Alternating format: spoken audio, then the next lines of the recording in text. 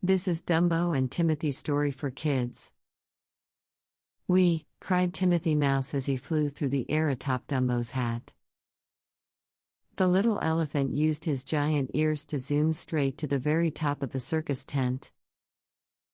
"Way to go!" whooped Timothy Mouse. "Can we try loop-de-loop next?" asked Timothy. Dumbo nodded eagerly and flapped his ears to gain speed. Soon, he was swooping down, then up, around, and down, and across the tent again. "That was our best loop-de-loop yet," exclaimed Timothy. Dumbo smiled as he landed on the ground. "Great rehearsal," Timothy told Dumbo. "But I think we've practiced enough this morning. What do you say we take a break? Also, read Dumbo the Flying Elephant."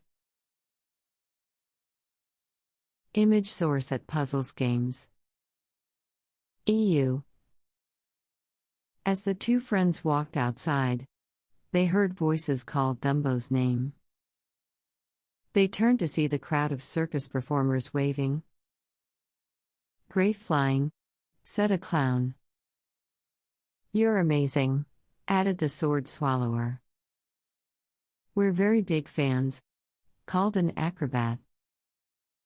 "Don't let this stardom go to your head, pal," Timothy whispered to Dumbo just as his own friends ran up cheering for him. "Oh, it's Timothy Mouse," squealed a girl mouse. "Oh, isn't he cute?" said her friend. "Oh, it's Timothy Mouse," squealed a girl mouse. "Oh, isn't he cute?" said her friend. "You can have the rest of the morning off," Timothy told Dumbo with a wink as his fans dragged him away. "Take a nap. You'll practice later." Dumbo nodded sleepily. That sounded like a good idea to him. The little elephant made his way toward the circus train car where he lived with his mother and Timothy. Suddenly, he heard someone shout, "Oh no, my beautiful balloons, they're floating away." Sure enough, a big bunch of colorful balloons was drifting into the sky. Quickly, Dumbo sprang into action. As soon as he reached them, he grabbed the balloon strings tightly with his trunk. Dumbo carried balloons back to the balloon seller, who took them gratefully. "Thanks, Dumbo. You're the best. You saved my day," said the man. Dumbo smiled a big smile. He was just happy he could help. Dumbo waved goodbye to the man, readier than ever for his nap. As he walked towards his train car, however, he saw a crowd gathered in front of the circus tent. Using his trunk, Dumbo politely nudged his way in to see what was going on. A little girl stood in the middle of the crowd with tears streaming down her face. "I want my mommy," she cried. "I think the poor kid is lost," said a magician. "I bet her mom is as upset as she is," a juggler said. Even the strong man was feeling sorry for her. "We've got to help her, but how?" he asked. Dumbo walked over and gently tapped the little girl on the shoulder with his trunk. "Great idea, Dumbo," exclaimed the juggler. "You can help the girl find her mother from the air." With the girl on his back, Dumbo flew high above the circus tents. Holding on tight, the girl could see everything, including her mother in the crowd.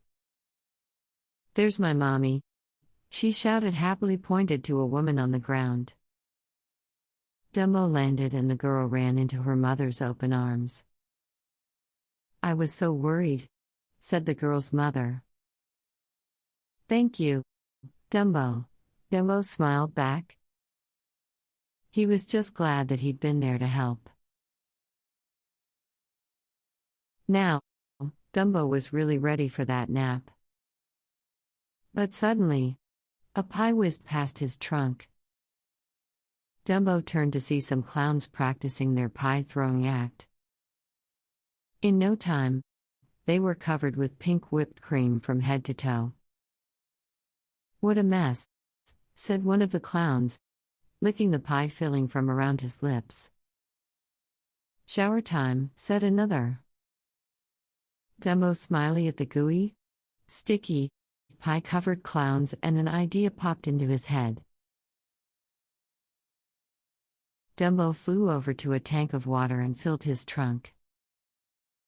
Then he flew back and sprayed the water all over the clowns with one big whoosh. Instantly, the pie was all washed away. "Thanks, Dumbo," called the clowns as they laughed and waved. When Dumbo finally arrived at his train car, he sighed and looked around. No balloons were loose. No children were lost. And no clown needed rinsing off. Dumbo snuggled down into the soft hay and very quickly fell asleep. A moment later, however, Timothy walked in. "Are you still sleeping, Dumbo?" the mouse asked. "Come on, wake up. It's time to practice."